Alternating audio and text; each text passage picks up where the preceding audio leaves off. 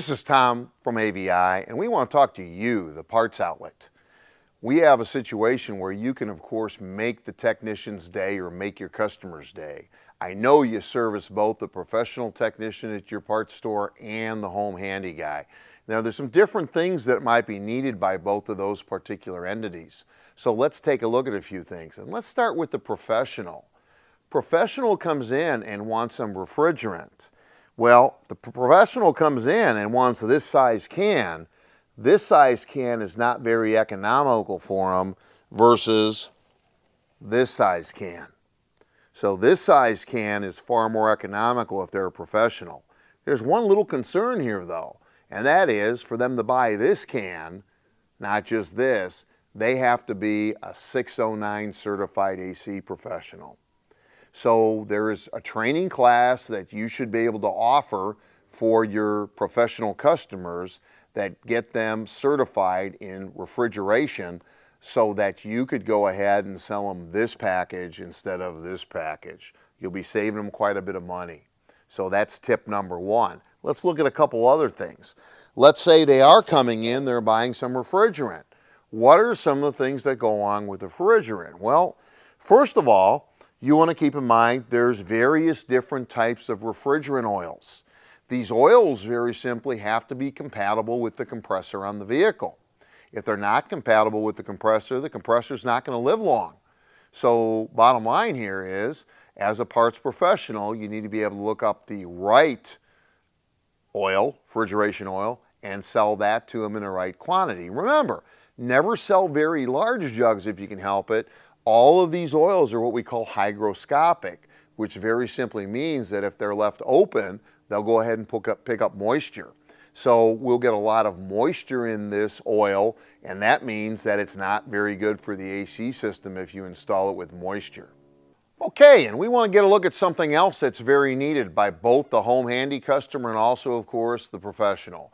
And that, of course, are O-ring kits that would be used to go ahead and seal the systems. And a lot of times a part may need to come off and go back on.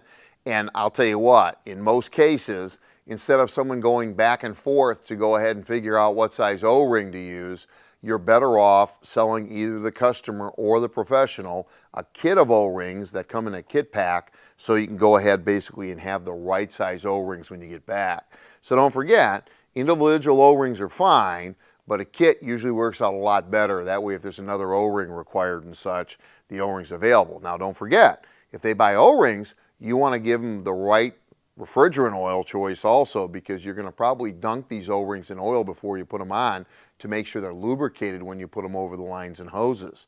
If you don't lubricate them first, there might be a situation where an O-ring may get torn, ripped, and then possibly have a very small leak. So don't forget, the oil goes along with those O-rings also. So O-rings are a good thing to go ahead and consider. Now, you might not have considered this. Someone comes in to do AC repairs. This might be something you might interest them in. Seeing is a beautiful thing. If they're doing an AC service and they're a customer that's trying to do something with it at home, it'd be a good idea to make sure they have some safety glasses. Refrigerant of any type that's found in the eye area is not good whatsoever. So it doesn't hurt to go ahead and say, hey, do you have the proper safety glasses to use that refrigerant so you don't damage your eyes? It's a good idea. Now, don't forget about the other devices that may be necessary also. Some cleaners to go ahead and remove any kind of oil that might spill, etc. Paper towels, some kind of oil absorbent items, etc. So all of that stuff is something that the customer may need also. Now, if you don't ask, they're not going to think about it because they're thinking about going ahead and getting what handled? Their AC. So hey, kind of work it from there. What about tools? Hey, you got a thermometer to make sure that system works right when you're done with it? Good question. Okay. What about manifold gauge sets? What about for your professional? Quality leak detection tools that do a very good job. Now, some of these purchases unfortunately aren't inexpensive, but they do go ahead and do an extremely good job. That's why some of these tools are approved by the OEMs and such to use for AC service.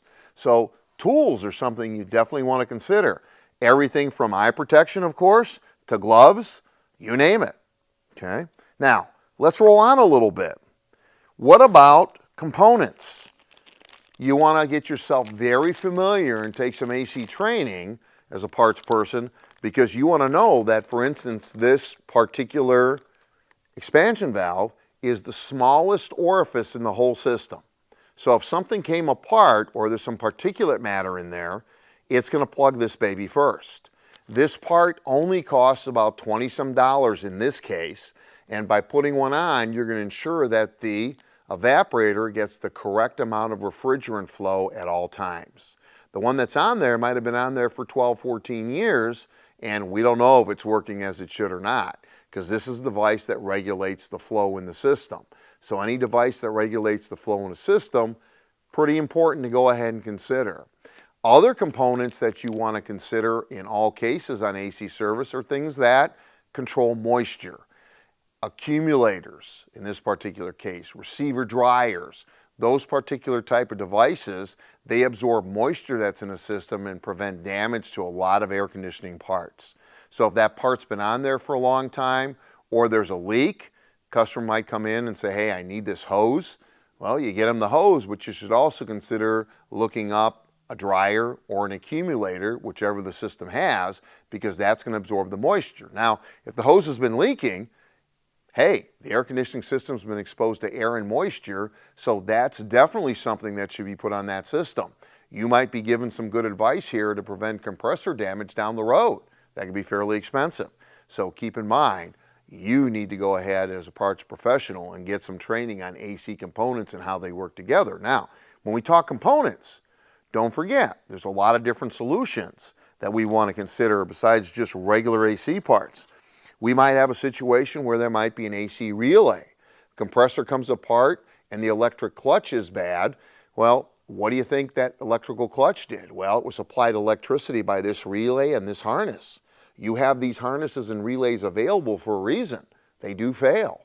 And if a compressor failed, hey, the compressor may have failed because of this particular component not supplying enough electricity, depending on what the failure was.